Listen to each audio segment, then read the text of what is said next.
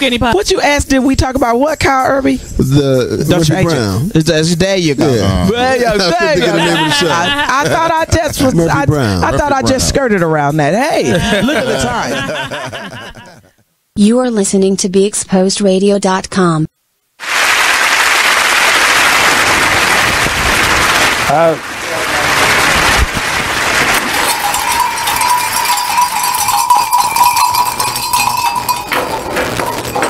Welcome back to How We Got Over.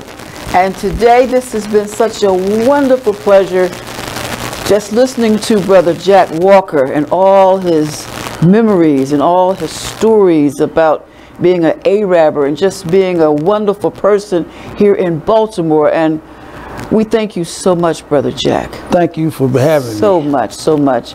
And Brother Chad, do you have any questions you would like to ask Brother Jack? Dr. Folklorist, that's what I call you. I do have one, Mr. Jack, and it's about, you're retired now, but you say every so often you'll get a call from the guys you used to work with, and they'll say, come back in. Why is that? Why are they calling you? Well, I work with their fathers, their grandfathers, and this is the younger generation here now. And they've been in it for the last 20 years, and they know me well because I was there every day with them. And the class company is really, their name signifies who they are. They had class, principles, and their grandfather used to say, boys try, men do. And he meant that. There's a minute day I went in, he come in there, he said, Jack, you know what? I got some stuff in there and I can't keep it, but I ain't give it to you. But can you sell it? I said, I'll try. He said, don't tell me you'll try. Sell it. And I did. But that man gave you incentive to work. Because he would always make sure that you had something to work. And I appreciate that grandfather to the utmost. And they tell me, man, he talked about you and he really was crazy. I said, yeah, I was crazy about that old man. But that old man could straighten you out. And if you owed him any money, he didn't care who you was. And he wasn't no thing of black or white. He'd tell you quick, where my money? And there ain't no such thing you coming back in here until you bring me my money. And he meant it. And he had the words to tell you that I can't say, because he could tell them to you. He could call, he could rattle them off his tongue, and he meant them. But it's people like that, and they're the father. He came in, these boys' his father. He came in, and his father and him were close, and he knew his father liked me. He liked me. And there was no such thing as black or white. It was a thing, man. Yes. And these boys, there's three of them. They have built this business that they have, the class produce and the class group. They got a storage area and a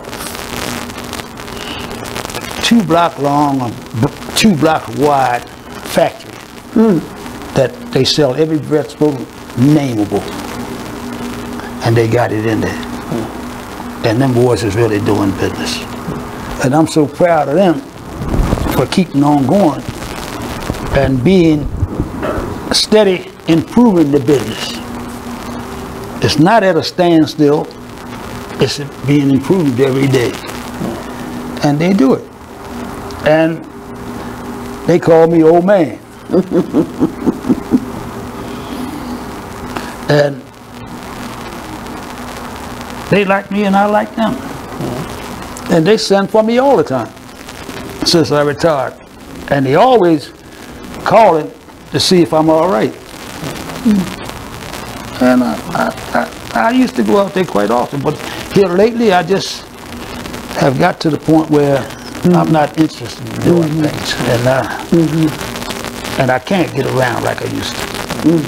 And these old legs ain't working. They work today and don't work tomorrow, and they might not work all day that day. So I have to live accordingly. And I've learned to not try to do anything more than what I can do. I know my limitations. I know what I can do and what I can't do. And I'm not going to, I ain't rushing myself away from here. Because I got at least 40 more years that I want to live.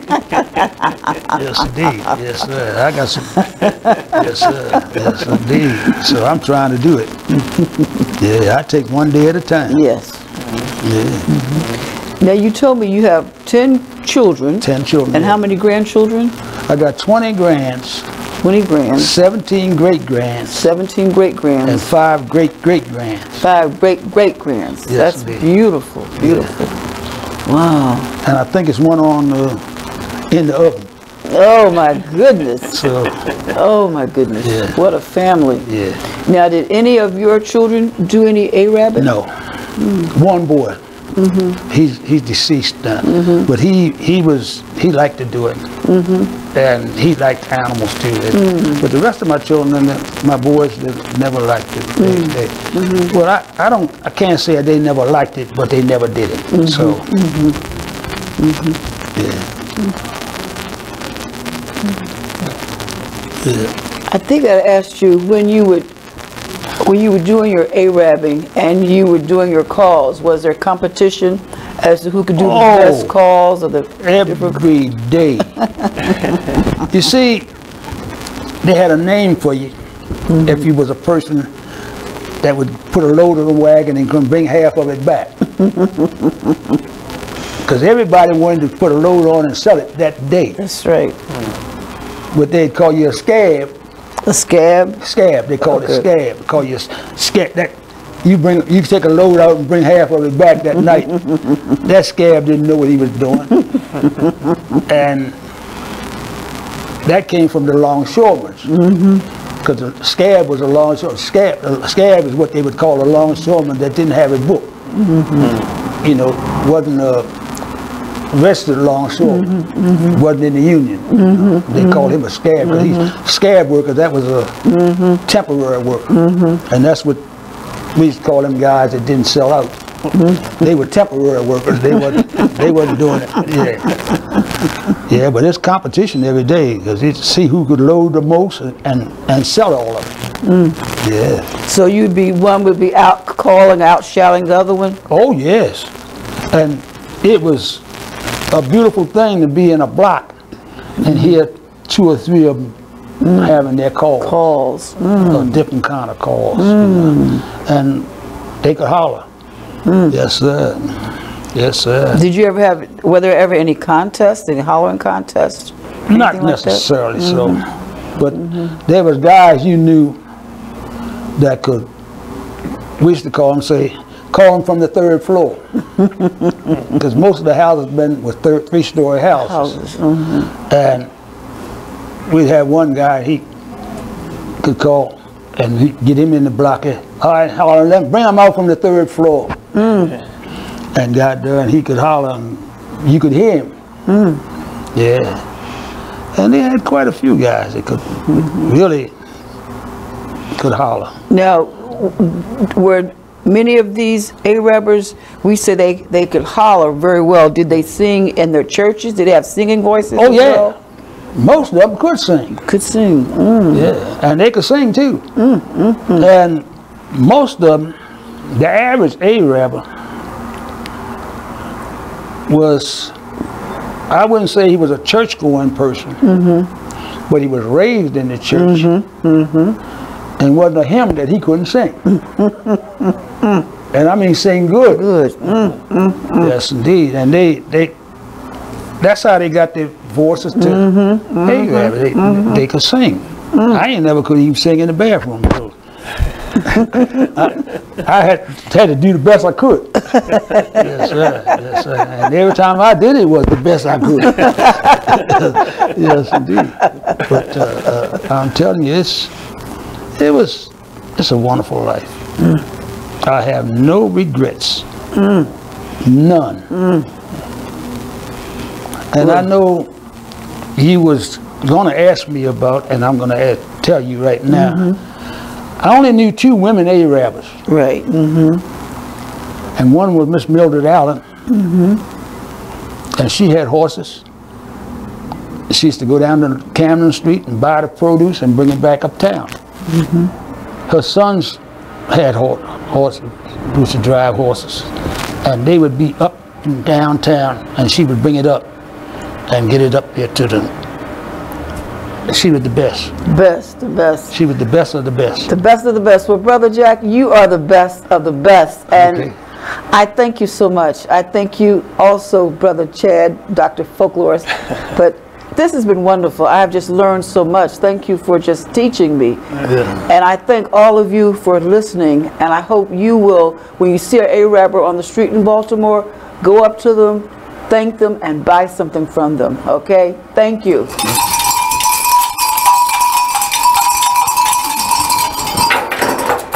That's it. That's it. That's it. Thank you. Thank you. Thank you. Fantastic to you guys. Thank you. Dr. Moore Show, Underwood Radio. Thank you, super producer. So let's see, we're talking a little entertainment right now. Jim Kelly is out pulling together our